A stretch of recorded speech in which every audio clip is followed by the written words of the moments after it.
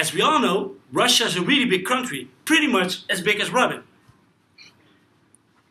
So you can see here that on the eastern side, people mostly work with Japan and other Asian countries. The Siberian part is really empty because it's so cold to live there.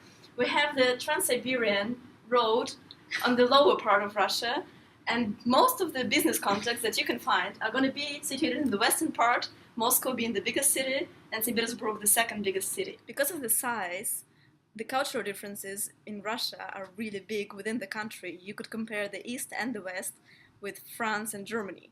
But as we mostly will work with Western part, we're going to talk about their cultural differences. Hello. Hello? I would like you to meet Lucia, my colleague from the marketing department. Hello. Hello, I'm Lucia Baranda.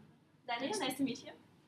So in Russia, it's very important that when you want to meet someone, that's very important that you have a reference, someone who can introduce you to them.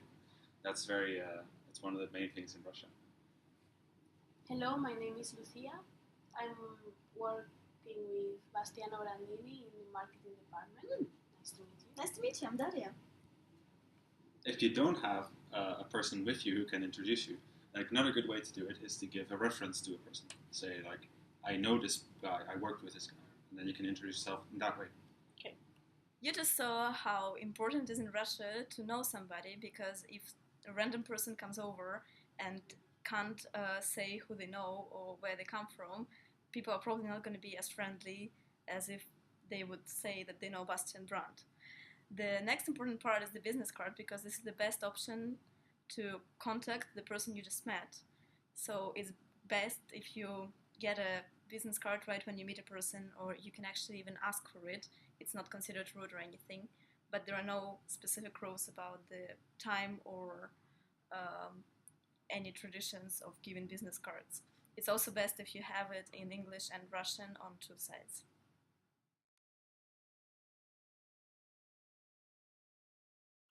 In Russia, to build relationships, it's common to go out for dinner, but it's not common to invite each other to their homes or places.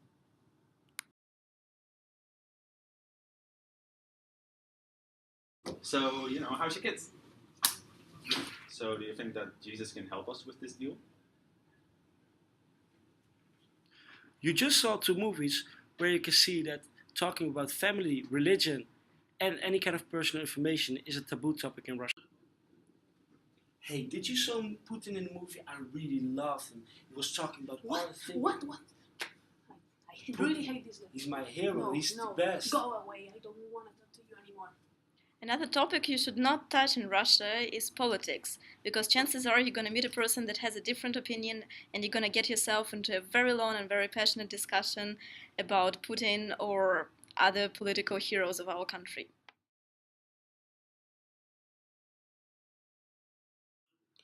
Normally, all meetings in Russia are organized via email to be sure of exact rules and times. It's also common to call about some details.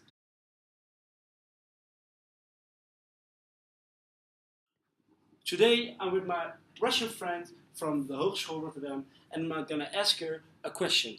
So the question today I'm going to ask is, how are meetings, negotiations, and presentations conducted? Well, Darian, speak to me. Well, I think the first thing I could say in comparison with Europe is that Russians like to dress up for the meetings. We dress formally, we dress always a skirt or a white shirt, a jacket. Same for the man, always a tie, always some nice pants, some jacket, and it all should go together. Style is important. Also, if you're a big boss, you should probably care about some nice watches and some nice phone on your table, because Russians care about these things. Well, that's fun. So how I'm dressed today is not really formal. They So- wouldn't let you in the No, business center. okay, but it doesn't matter. Even if I have only a sweater on me or something, then it's not formal enough to go to the business center or to the company and say, okay, maybe you have to discuss some things for the new prices or something. That's not. If you want to be taken seriously at a meeting or a presentation, you better wear a suit, and it's best to be black and white. Okay. If you have a business meeting in Russia in an office, you better be there on time because they will expect you to be. However, Russians might be late themselves and not even give you an explanation, so be patient about that part. If you go to some social event with them, for example, some exhibition or restaurant, you can be 10 or 15 minutes late and no one really cares about that. So I cannot agree with your proposition. What do you mean? Well, my proposition is really good. And you should take my proposition. You should accept my proposition. Yeah, but conditions are not satisfying enough. Not for us. Well, Understand. not for you, perhaps, but for me, they are very good. And they can be very good for you, too. We told you the maximum price we can afford. I told you the proposition is very good. We cannot make business like this. We cannot. We can. So in Russian, when Russians discuss things with each other in business propositions, they generally do not compromise. So they will push each other to the limit. And that may end up in heated discussions. So we might have to discuss some business. We might have to do that outside of the office. So it's best if we go to like some place to get some dinner or something. Okay, I'm fine with it. So just in case you have something more to discuss, might have to have a beer at your place or my place, whatever, doesn't matter. No, sorry.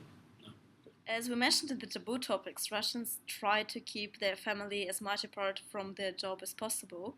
But if you're somehow invited to be their guest at home, you are expected to bring usually some flowers if it's a woman or if your partner has a wife, and a bottle of wine or champagne or some harder alcohol. Now we're gonna show you how we talk about our agreements over dinner. As we all know, Russians like to drink and like to drink vodka. So usually men go to some kind of restaurant and sit and talk manly about decisions they have to make. I don't like the price. I do like the price. Vodka? Yes, Zastrovia. Sestroya. Well, Yeah. maybe I like the price. Yeah, I do like the price as well. Sestroya. price. Very good price. Sestroya. Zastrovia. See. Thank you. Yeah.